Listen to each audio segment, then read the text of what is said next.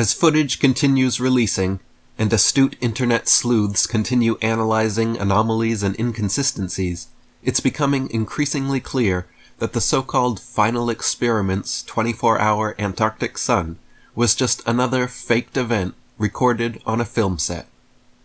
Unbeknownst to most, for the past few years, portable, panoramic, 360-degree LED studio setups now exist and are being used for Hollywood productions like The Mandalorian and many others. Amazon Volume, or Amazon Studio 15, for example, are state-of-the-art studios which take the standard of green or blue screen technology and completely blow it out of the water. With new 360-degree panoramic LED screen studios, the entire background and ceiling or sky are digitally created in Unreal Engine, then projected live in up to 16K resolution, so the actors on set can see, react, and interact with everything in real time. Amazon's sets comprise 3,000 seamlessly connected LED panels 80 feet in diameter and nearly 3 stories tall, enclosing 130,700 cubic feet of interactive space. Keeping all this in mind, let's review some footage from the Final Experiment. To begin with, watch the supposed sun circling around during their 24-hour time-lapse video, and pay close attention to its shape. Notice how the sun changes from circular to being smushed down horizontally, back to perfectly circular, then smushed across vertically, and then back again. This is not how the sun usually looks or behaves in person, or in genuine footage of the phenomenon from the Arctic. Now, pay attention to the changes in length and direction of McToon's shadow as he paces around the base camp. In the space of walking only a matter of feet, his shadow somehow completely changes direction and triples in length. Watch as his shadow stretches, contracts, and sharply changes angles within the space of just a few paces. This is not at all normal behavior of shadows being cast by sunlight, or of a man walking only a few steps. The following is a simple demonstration of how light and shadows work depending on the distance of the light source. In the first example, the light source is held close to the action figure as he moves along the table, and we see quite pronounced changes in the length and direction of his shadow. In the second example, the light source is held farther away from the action figure as he moves along the table, and we see much less change in the shadow length and direction. In reality, the sun is much farther away in scale than this demonstration allows for as well, so even the amount of change seen here is being generous.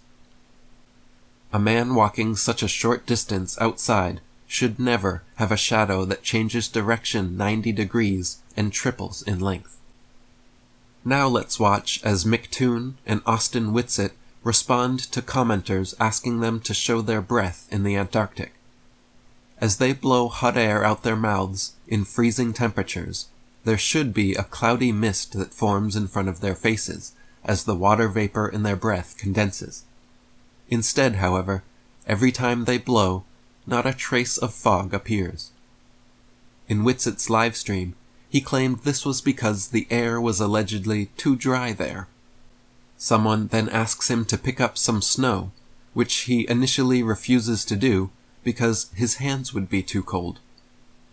So he turns his camera off, walks into the shed to grab some gloves, then comes back in front of the camera and exhales 1.5 breaths, which now mysteriously do show vapor appearing in front of his face, only to abruptly stop again.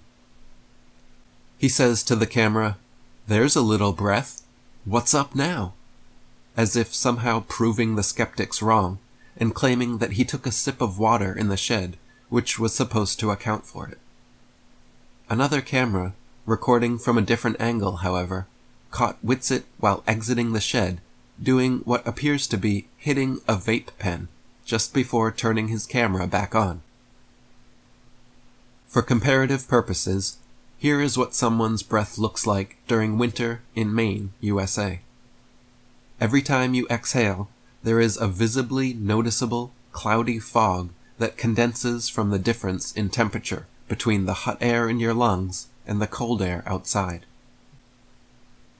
So after exhaling his vape hit into the camera, rather than picking up some of the snow that was all around him, for some reason, Austin walks several feet away and picks up a bit of snow from over there, then walks it back to the camera and lets it fall to the ground.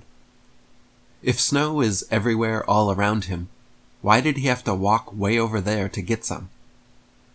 Anytime close-up footage of their feet was shown, their footprints always failed to make any impression in the snow. Here, he moves his left foot, and there is no impression, footprint, or displaced snow. Another thing apparent while watching the footage was the complete lack of wind or any precipitation whatsoever. Throughout the live stream footage, I don't recall a single instance of any wind or even a light breeze strong enough to affect their hair or microphones. Even on a calm, sunny day, if they were really outside and not in a studio, we should see or hear the effect of wind on their bodies or microphones, but it was mysteriously absent the entire time. Jaron, Whitsitt, and others involved also made comments several times about how the mountains in the distance seemed so close that you could touch them, but that they were actually several miles away.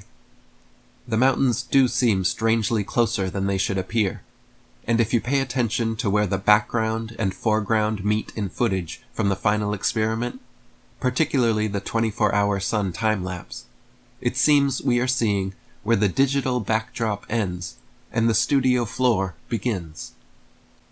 There is a separation line indicative of a film set apparent in much of the footage and made clear through the use of video editing technology.